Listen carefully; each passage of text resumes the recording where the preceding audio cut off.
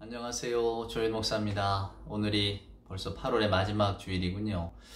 더위가 언제 갔나 싶을 정도로 시간이 빨리 지나가고 이제는 가을이 다가옵니다. 비록 코로나가 기승을 부리고 또 여전히 또 태풍이 올라온다는 소식도 있지만은 저희들 그런 환경 속에서도 우리 하나님을 알고 또 하나님께 예배할 수 있다는 것이 얼마나 감사한 일인지요. 우리 복된 마음을 다 이렇게 모아서 함께 하나님께 예배 드릴 때에 오늘도 하나님 영광 받으시고 또 저와 여러분에게 우리 주님이 주시는 평강이 가득 임하기를 소원합니다. 그럼 경배 찬송 621장 찬양하라 내용으나 함께 찬송하면서 8월의 마지막 주일 예배 우리 하나님 앞에 올리도록 하겠습니다.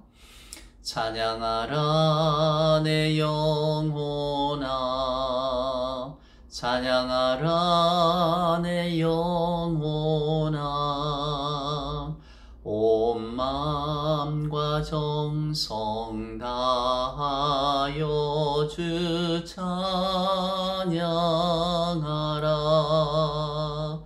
경배하라 내 영혼아, 경배하라 내 영혼아, 온 마음과 정성 다하여 주 경배하라.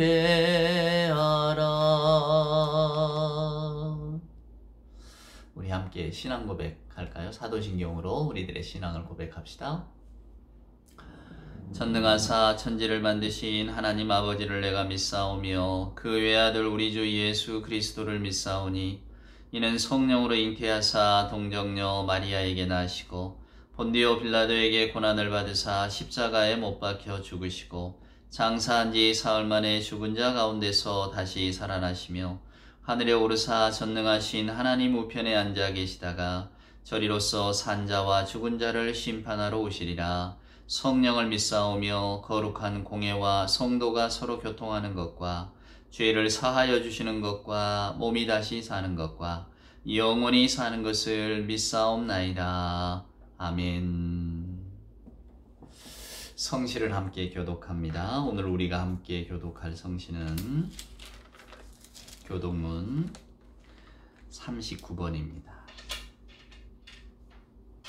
교독문 39번, 시편 95편에 기록된 말씀을 함께 교독합니다.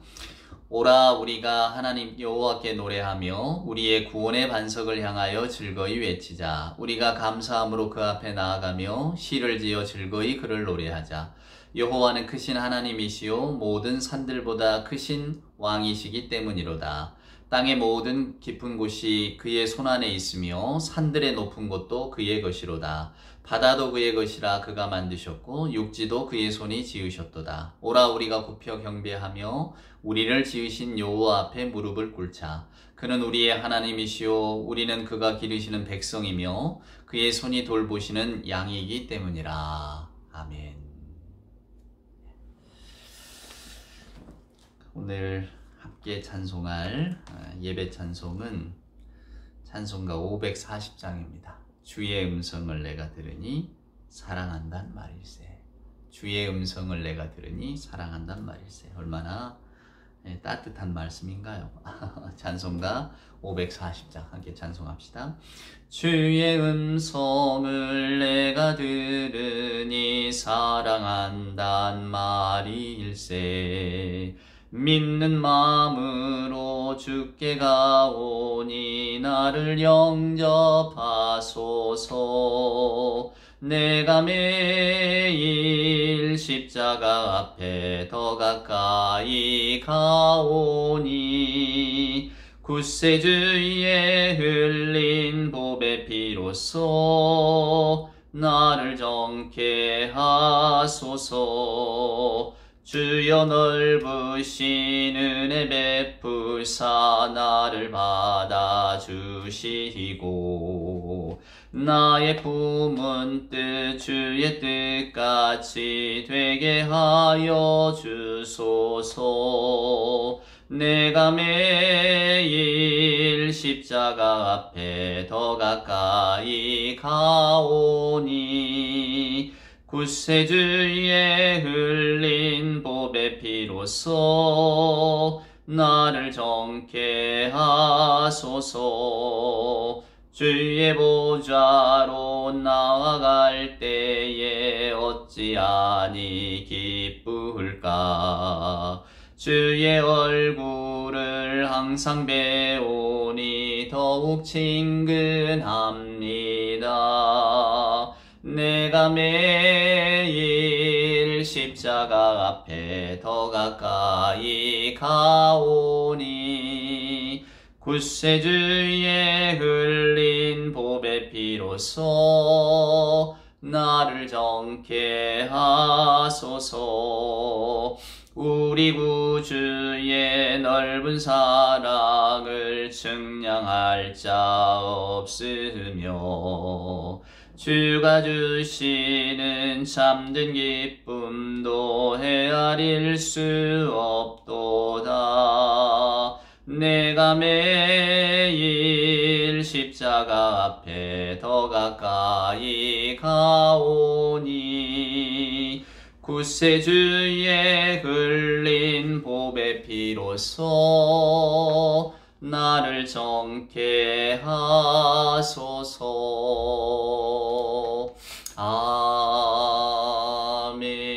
아멘. 다 같이 기도할까요? 기도합시다. 사랑의 하나님, 감사합니다. 여름이 가고 어느덧 가을의 길목에 서 있습니다. 코로나로 인하여 유례없는 긴 장마로 인하여 또 태풍으로 인하여 근심과 염려와 걱정이 많았던 여름이었습니다. 노아의 방주에서 나왔던 비둘기가 물고 돌아왔던 그 푸르디 푸른 새 잎사귀를 떠올리며 이 예배의 시간 저희들의 삶을 돌아봅니다. 만물이 새로워지듯 우리들의 영혼도 날마다 새로워지고 있는지요? 하나님의 은혜를 알고 살아가며 날마다 새날 새 인생을 살고 있는지 돌아봅니다. 구습을 쫓는 옛사람을 벗어버리지 못한 채 여전한 모습으로 살아가고 있는 저희들을 용서하여 주시옵소서. 하나님의 말씀보다 한 그릇의 밥을 더 소중히 하고 그리스도의 십자가를 생각하기보다 무엇을 더 잘 먹고 더 잘 입을까를 고민하는 저희들의 어리석음을 하나님 용서하여 주시옵소서. 특별히 이런 어지러운 시국 가운데서 저희들의 마음이 흔들립니다. 코로나는 끝나갈 줄 모르고 코로나로 인한 여러 가지 생활의 불편들이 저희들의 마음을 사로잡습니다. 하나님, 또한 환경의 어려움으로 인하여 생활교를 걷고 있는 분들도 많이 있는 줄 압니다. 건강의 염려는 끊이지 않고 우리 미래를 생각할 때에 자녀들과 또 경제 형편들 여러 가지 것들이 우리를 무겁게 짓누르고 있습니다. 이런 마음 하나 비우지 못하고 저희들 여전한 욕심과 또 욕망과 자아로 가득 찬 채 하나님 살아가고 있습니다. 사랑의 하나님, 오늘 저희들을 불쌍히 여겨 주시옵소서. 저희들의 마음 가운데 가득 차 있는 이 불안과 염려, 하나님을 신뢰하지 못하고 답답한 마음으로 살아가는 이 불신앙을 하나님 용서하여 주시옵소서. 오늘도 예배를 통해 주시는 그리스도의 평강을 누리게 하시고 선포되는 말씀 가운데 저희들이 살아갈 이정표를 또 찾게 하여 주시옵소서.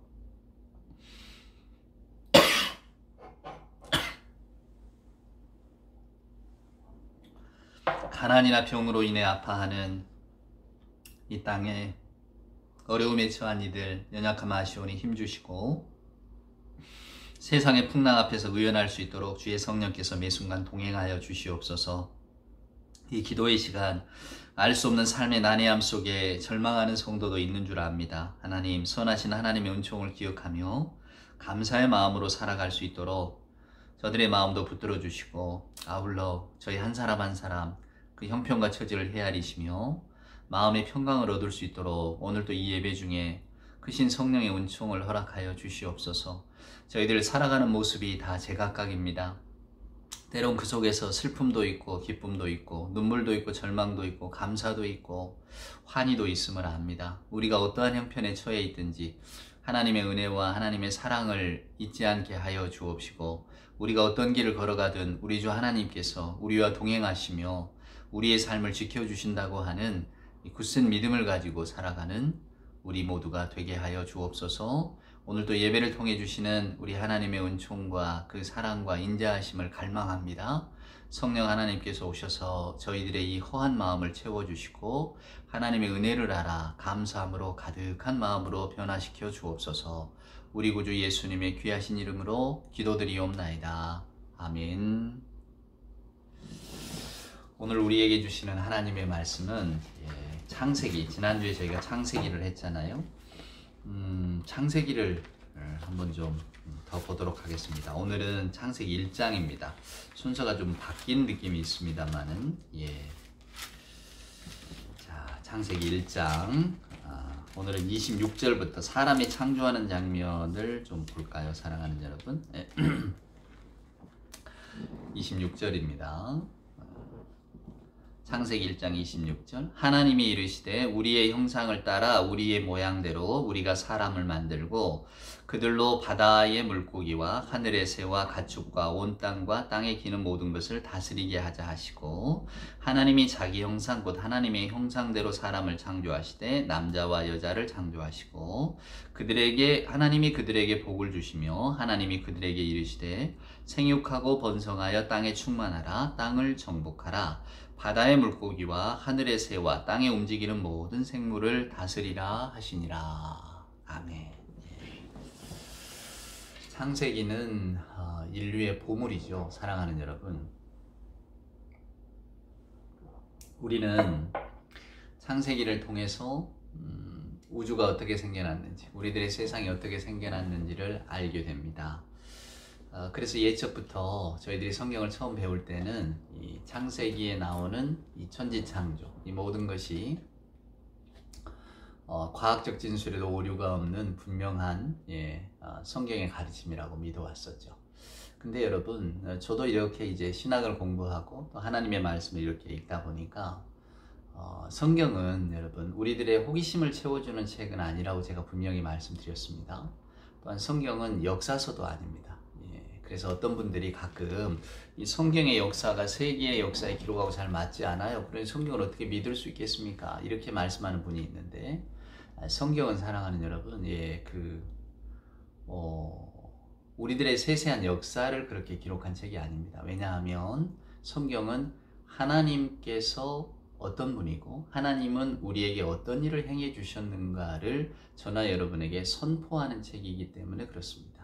그래서 창세기 1장은 어떤 과학적인 진술이 아니라, 또한 어떤 역사적인 진술이 아니라 저와 여러분이 믿고 있는 하나님이 과연 우리에게 어떠한 일을 행해 주셨는가를 선포하는 신학적인 언어, 신학적인 진술로 읽어야만 합니다. 그래서 여러분 요즘도 창조론이 진화론이니 이런 이야기도 하고 지적 설계론이니 이런 말들을 많이 하잖아요. 그래서 많은 분들이 또 여기에 마음을 쏟기도 하고 하나님의 창조가 과학적으로 얼마나 분명한가를 또 이렇게 증명해주는 어떤 연구를 하는 분들도 계시잖아요. 저는 다 의미가 있다고 생각합니다. 그렇지만 분명한 것은 창조의 시작에 대한 어떤 과학적인 설명이나 가설들에는 성경은 말하지 않아요. 성경이 일관되게, 저나 여러분이 창세기 1장을 통해서 쭉 이렇게 살펴보면 알 수 있는 것은 성경이 말하는, 특별히 창세기 1장에 기록되어져 있는 내용의 주된 내용은 뭐냐면 세상 만물이 주권적이고 은혜로운 하나님으로부터 비롯되었고 또 하나님께 속해 있다는, 비롯되었으니까 속해 있을 수밖에 없죠. 가장 근본적인 사실을 분명하게 말하고 계십니다. 그러니까 하나님께서 우주를 창조하셨다는 이야기는 하나님께서 우주를 창조하신 뜻을 가지고 있다는 뜻입니다. 그러니까 우리에게도 뜻이 있는 거죠. 하나님이 인간을 창조할 때는 하나님의 뜻이 있는 겁니다. 그래서 목적이 이끄는 삶 이런 책도 예전에 유행을 했었잖아요. 무슨 이야기입니까? 하나님이 인간을 창조하는 데는 목적이 있다 그 말입니다. 그러면 인간은 그 목적을 따라 살아야 될 의무가 있는 거죠. 또 다른 말로 하면 창조주 하나님께서 피조물을 창조하셨다는 것은 창조주 하나님께서 피조물에게 분명한 목적을 가지고 계시기 때문에 하나님께서 그 피조물의 모든 것을 책임지신다는 거예요. 왜냐하면 하나님의 주권적인 부르심이잖아요. 사랑하는 여러분, 하나님이 인간을 창조하시고 불러주셨고 이 세상을 창조하시고 불러주셨단 말이에요. 그러면 하나님의 목적이 분명히 저와 여러분 가운데 있는 거죠. 이 세상 속에도 있는 거고. 창세기를 여러분 한번 쭉 읽어보세요. 창조 이야기가 우주 발생에 대한 과학적인 설명이 아니라고 하는 것은 창세기를 읽어보면 분명히 나옵니다. 자, 여러분 첫째 날, 둘째 날 뭘 만드셨나요? 빛과 창공을 만드셨죠? 셋째 날에는 하나님께서 뭘 만드십니까? 해와 달과 별들. 아니 그 셋째 날에는 땅 그리고 물 구분하시고 또 거기에서 심에 있는 채소들 다 자라게 하시잖아요. 그리고 넷째 날에 보면 해와 달과 별을 만듭니다. 우리가 과학적인 상식이 많지 않아도 식물이 자라려면 해와 달과 별이 있어야 되잖아요. 이게 어떤 분들은 아닙니다. 그 빛이 있으라 하니까 거기 이미 다 포함되어 있는 겁니다. 이렇게 말씀하는 분도 있어요. 이 과학적으로 이게 그 오류가 없다는 것을 말씀을 하셔야 되니까. 근데 여러분 창세기에 이런 설명은 아까 제가 말씀드린 것처럼 어떤 과학적인 설명이 아니고요. 옛적의 사람들은 말입니다. 해와 달과 별로부터 신적인 권능이 나온다고 생각을 했어요. 그래서 이집트 같은 경우에는 태양신 라를 섬기고 또 고대 근동의 많은 종교들이 달을 섬기고 그랬잖아요. 달도 섬기고 별도 섬기고. 그러니까 하늘에 떠 있는 어떤 그 신비한 존재물들을 보면서 아, 저것이 신적인 힘을 가지고 있다. 그래서 우리는 저것을 섬긴다. 일종의 대상을 섬기는 거잖아요. 거기에 대해서 창세기는 천만에 여러분들이 섬기는 그 해와 달과 별들을 만드신 분이 계세요. 그분이 바로 하나님이십니다. 분명한 선언을 하고 있거든요. 그러니까 여러분들이 섬겨야 될 것은 해와 달과 별이 아니라 그것을 만들고 그것을 존재케 하신 하나님을 우리가 섬겨야 됩니다. 이것에 대한 설명인 거예요. 사랑하는 여러분. 선포죠. 선포. 그러니까 첫째 날에 저도 어려서 그랬습니다만 주일학교 다닐 때 첫째 날 뭘 만드시고 둘째 날 뭘 만드시고 셋째 날 뭘 만드시고 주일학교 아이들이 막 외우게 하잖아요. 막 노래도 부르고. 그런데 실은 그게 어차피 창조의 순서가 아니기 때문에 크게 염두에 안 두셔도 된다 그 말입니다. 그러나 이 세상에 존재하는 모든 것들이 하나님이 창조하셨다고 하는 것을 우리 인간의 요일 개념에 따라서, 왜냐하면 결국은 마지막에 안식일을 설명하기 위한 거거든요. 이 모든 장치는. 그러니까 하나님께서 이렇게 세상의 만물을 다 창조하시고 저와 여러분에게 이것을 허락하셨다. 그리고 이 창조는 결국 하나님의 목적 안에 들어있는 것이다 라고 하는 것을 선포하고 있는 겁니다. 오늘 우리가 26절을 읽었지만은 사람을 창조할 때 하나님의 형상 따라 창조한 건 아무것도 없잖아요. 오직 인간이잖아요. 그러니까 창세기 1장을 읽어보면 말입니다. 창세기 1장의 관심은 오직 인간에게 가 있어요. 그렇다고 해서 그러면 하나님이 우리 사람만 소중하게 얘기했는가? 아닙니다. 오직 사람만이 하나님과 계약을 맺고 하나님과 소통을 하는 것이지만은, 그러나 하나님께서 창조하신 이 모든 것, 하나님이 보시기에 선하다 했잖아요. 그리고 인간들에게 그 명령을 하십니다. 여러분 이것을 다스려야 된다고. 다스린다는 게 여러분 뭡니까? 하나님께서 만물을 다스리듯이 우리가 이 자연환경, 하나님이 창조하신 것을 다스리라고 하는 책무를 주신 것은 예수님께서 나중에 보여주셨죠. 다스리려고 하는 자 어떻게 합니까? 섬김을 받으려고 하는 자는 섬긴다고 하셨잖아요. 그러니까 하나님께서 이 세상 만물이 살아갈 수 있도록 모든 정성과 에너지를 쏟으시는 것처럼 인간들이 그래야 한다는 겁니다. 그러니까 이 창세기 1장의 이 장쾌한 드라마는 말이에요. 분명히 사람을 중심에 두고 사람에게 말하고 있지만, 그러면 사람만이 귀하냐? 절대로 그렇게 말하지 않아요. 주권자인 하나님의 뜻은 피조물, 우리 피조물들, 자연 환경뿐만 아니라 사람에게도 이 유일한 위로가 되는 것은 하나님의 돌보심이라는 것을 가르쳐 주고 있거든요. 하나님이 창조하셨기 때문에 하나님이 돌보신다고요. 그걸 약속하셨어요. 그러니까 우리의 소망은 하나님의 약속에 있는 거죠. 여러분 선지자들의 이야기를 쭉 읽어보세요. 선지자들이 하나같이 이야기하는 것은 인간이 아무리 엉뚱한 길을 가더라도 하나님께서 당신의 약속을 기억하셔서 우리에게 자비를 베푸신다. 그걸 헤세드라고 말합니다. 그러니까 언약에 기초한, 약속에 기초한 자비예요. 나중에 제가 잠깐 설명을 드릴게요. 그러니까 우리는 창세기 1장을 읽어보면 하나님의 사랑이 들어있습니다. 하나님 창조의 과정을 보면 하나님은 모든 피조물을 사랑하세요. 그렇지만 오직 인간하고만 직접적으로 말씀하시죠. 만물을 두고는 보시기에 좋았다. 예, 그래서 창세기 1장은 하나님께서 세상을 존재하도록 부르셨다라고 하는 선포입니다. 그러니까 뭔 역사적이나 과학적인 진술이 될 수도 없고 이걸 과학적으로 증명하자 누가 과학으로 맞네 틀리네 뭐 진화론이 맞네 틀리네 이렇게 나서는 것과 굳이 다툴 이유가 하나도 없는 거죠. 창조라고 하는 것은 하나님의 생명 선언입니다. 선언이자 선포예요.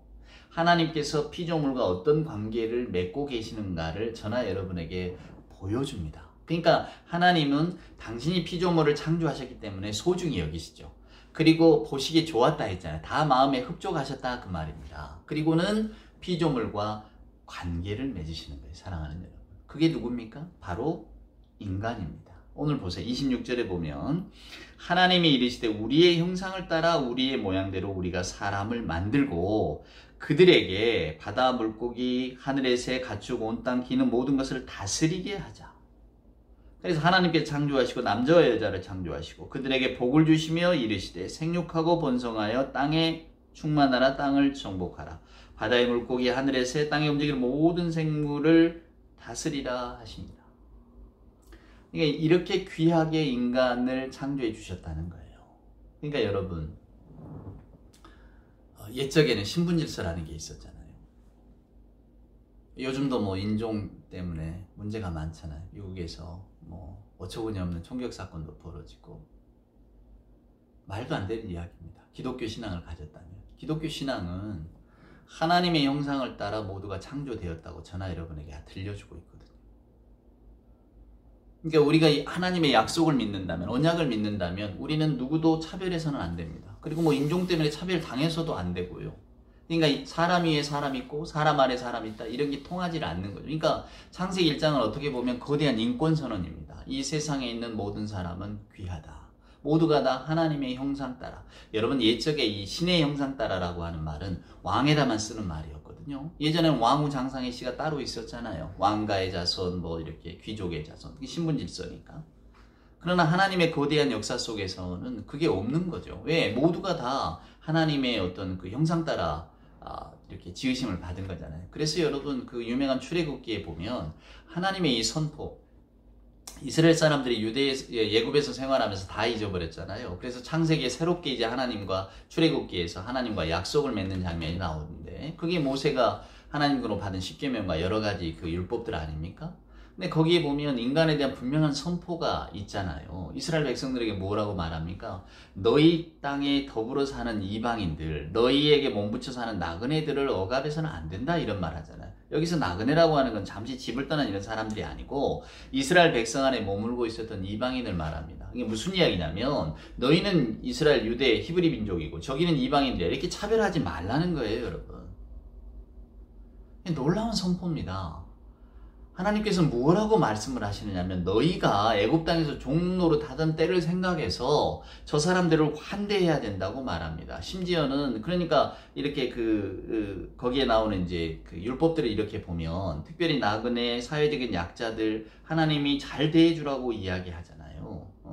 땅의 소산도 거두고 떨어진 건 줍지 말라고 하잖아요. 그거 땅 없는 사람들이 가져가게 하라고. 그러니까 하나님의 관심은 온통 인간에게 가 있는데 그 인간이 모두가 다 이 땅에서 인간의 존엄을 지킬 수 있는 삶을 살 수 있게 하라고 그것이 믿는 자의 의무라고 가르쳐주고 계신다니까요. 그러니까 아니 내 땅에서 난 내 것을 내가 다 가져가면 누가 뭐라 한다고? 근데 성경의 기본은 내 땅이 아닌 거죠. 그 땅은 하나님이다. 하나님의 것이다. 그러나 하나님께서 너에게 잠깐 허락하신 땅에서 네가 곡식을 얻었다면 그게 너 혼자 다 가지려고 생각하면 안 된다라고 하는 거예요.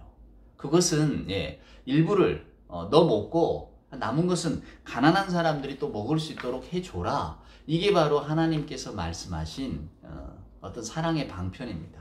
그러니까 여러분 우리가 흔히 뭐 율법주의자 이런 말들 많이 하잖아요. 이스라엘 백성들에게는 율법입니다. 또 뭐 예수님께서도 율법을 앞세우는 바리새인들과 자꾸 다투기도 하고 하셨잖아요.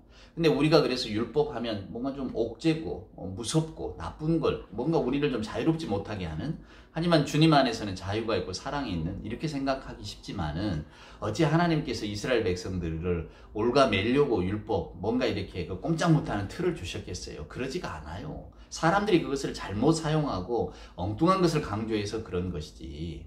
그러니까 이스라엘 백성들에게 있어서 오늘 이 하나님께서 주신 그 율법이라고 하는 것이 그들의 삶의 근본이라니까요. 그러니까 이 근본만 지키면은 하나님께서 불러주신 인간들의 삶이, 그 하나님의 형상 따라 지어주신 그 인간들의 삶이 불공평하거나 불공정할 수가 없는 거죠. 요즘 뭐 우리 사회에 요즘 가장 크게 말해지는 것도 뭐 공정 뭐 이런 것 아닙니까? 그런데 여러분, 하나님이 인간들에게 허락하신 그 율법의 근본에 깔려있는 공정, 정의, 이런 게 뭔 줄 아십니까? 그게 이게 세 가지로 말할 수가 있는데요. 이건 뭐 히브리 말이니까.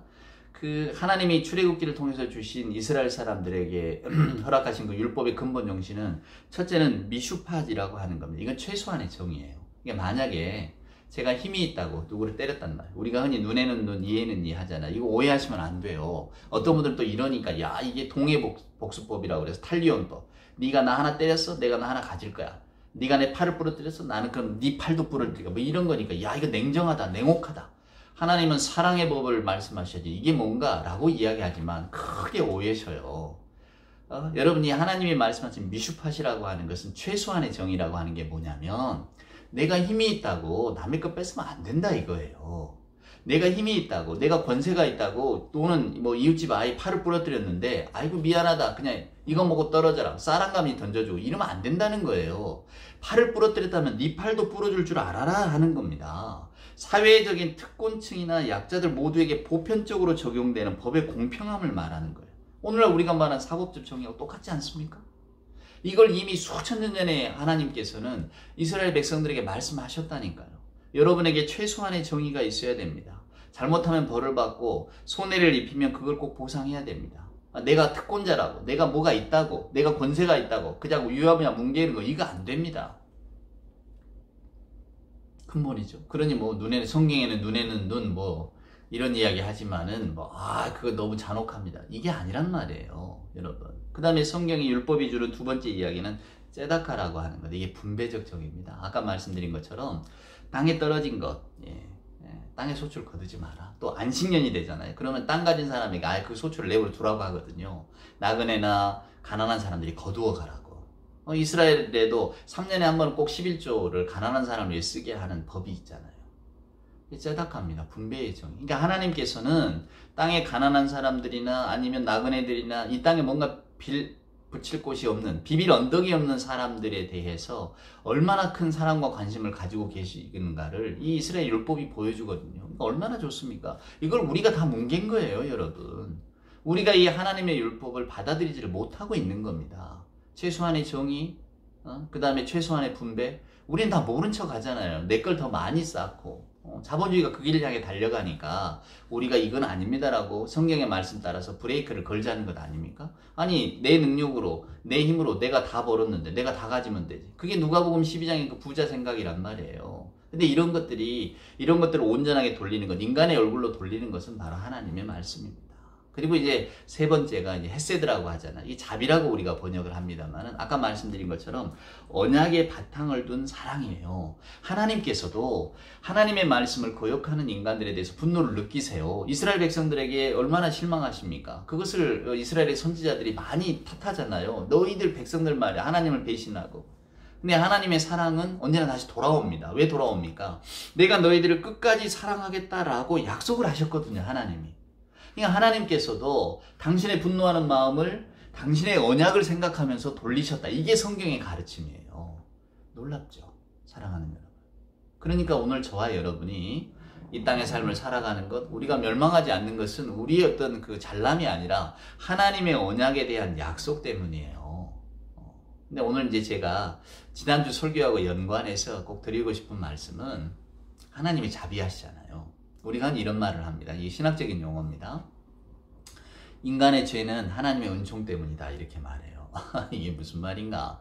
인간의 죄가 하나님의 은총이라고? 아니, 인간이 죄를 짓고 죽지 않는 것은 하나님의 은총 때문이다, 이렇게 이야기가 맞는 것 아닌가? 근데 이게 정반대, 선호가 바뀌었잖아요. 인간의 죄 이전에 하나님의 은총 때문에 인간이 죄를 범하게 됐다고? 무슨 이야기인가요? 하나님의 은총이라고 하는 것은 피조물에게 너는 명령하고 너는 순종하면 된다. 이렇게 말하지 않으셨어요. 하나님께서 인간에게 뭘 주셨냐면 피조물을 사랑하고 존중하시기 때문에 피조물의 자유를 진지하게 고려하셔요. 그래서 피조물에게 자유를 허락하셨습니다. 놀랍죠? 창조주께서 인간을 창조해서 너는 내 뜻대로 살아라 꼭두각시처럼 만들어 놓으셨다면 아담과 하와 사건 일어나지도 않죠. 그죠? 근데 하나님께서는 인간에게 자유의지를 주셨단 말이에요. 그러니까 무슨 이야기냐면 하나님의 목적에 전적으로 의지하는 피조물이잖아요. 예. 인간은 하나님의 목적 따라 창조가 됐는데 그 피조물이 하나님의 말씀에 어떻게 응답하고 살아갈 건가는 그게 하나님의 은총 때문에 자유함이 주어졌다는 겁니다. 그렇기 때문에 피조물의 응답에는 아주 신실한 순종도 있는가 하면 반항적인 자기주장도 있게 된 거죠. 그게 무슨 얘기냐면 인간의 죄가 어디서 왔습니까? 그건 하나님이 너무 자비로우셔서 그런 겁니다. 하나님께서 애초에 인간에게 반항적인 자기주장을 못하도록 뺏어가셨거나 억압하셨다면 오로지 순종만 명하셨다면 이런 일이 없잖아요. 근데 왜 하나님께서는 인간에게 그런 어떤 반항적인 자기주장을 할 수 있는 자유를 허락하셨습니까? 이렇게 묻는 거죠. 이게 하나님의 신비입니다. 사랑하는 여러분. 제가 창조주라면, 여러분도 창조주라면 이러셨겠습니까? 너는 무조건 순종해. 너는 무조건 그냥 저항하면 안 돼. 이러지. 그러나 성경은 그렇게 말하지 않아요. 우리 하나님께서는 분명히 말씀하시고 그리고 인간들에게 듣기를 원하세요. 그런데 그 인간이 그 하나님의 말씀을 제대로 듣고 그 다음에 순종하느냐 그렇지 않느냐. 창세기 1장은 마땅히 인간은 듣고 순종해야죠. 하나님이 창조주시고 우리는 피조물이니까. 하나님의 말씀은 주권적인 부르심입니다.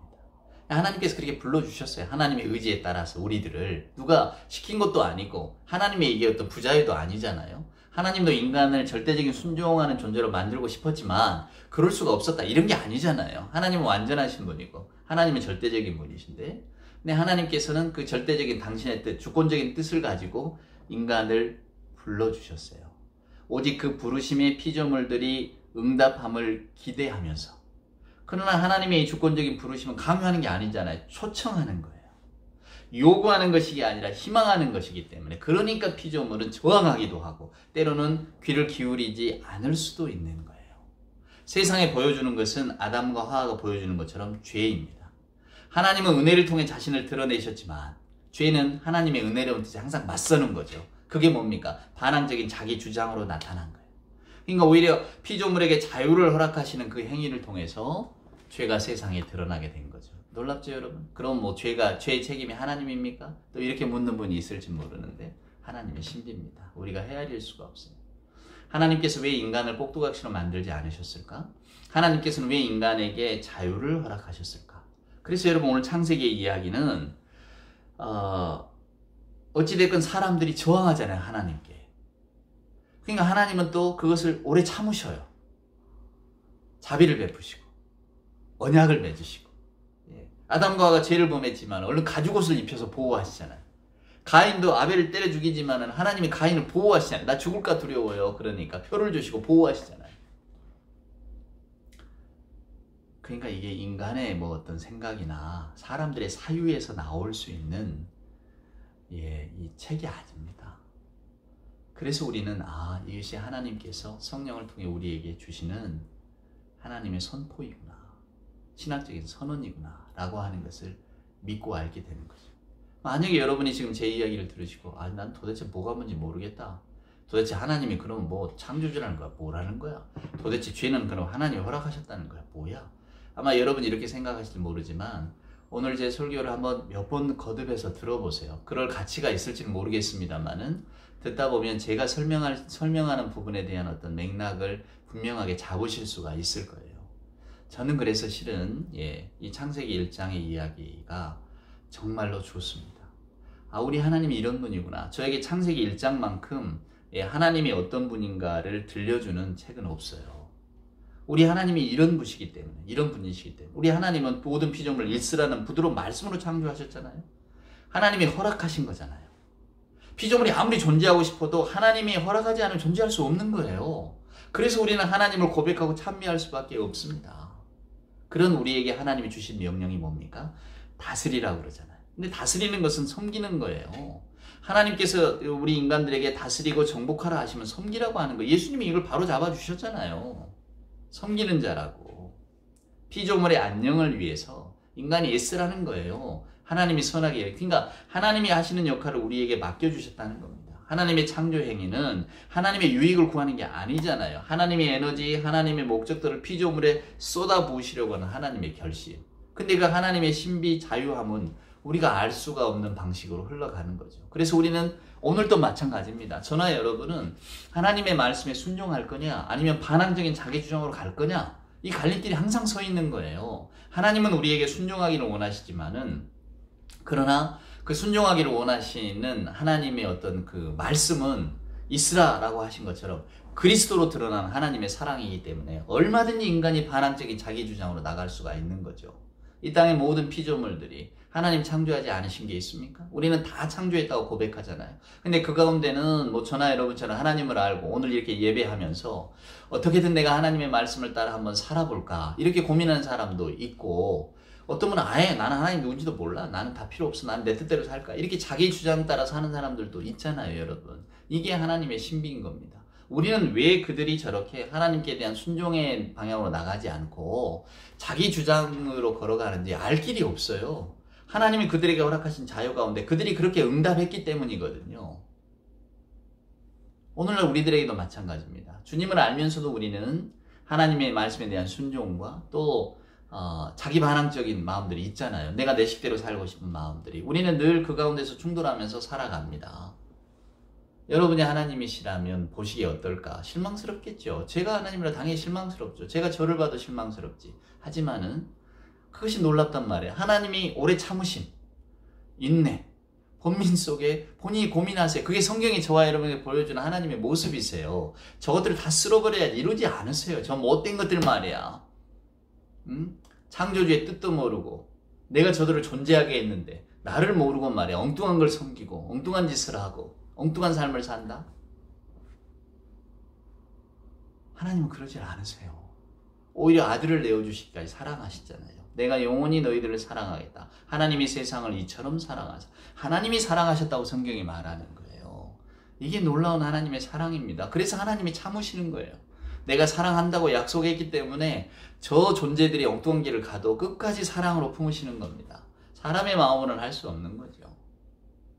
우리는 그 하나님의 은총 가운데 삽니다. 그러니 여러분 얼마나 이게 감사합니까? 근데 그 감사가 이제 도발로 두드러지니까 뭐 하나님 뭐 계시는지 안 계신지 잘 모르겠다 이런 분도 있고요.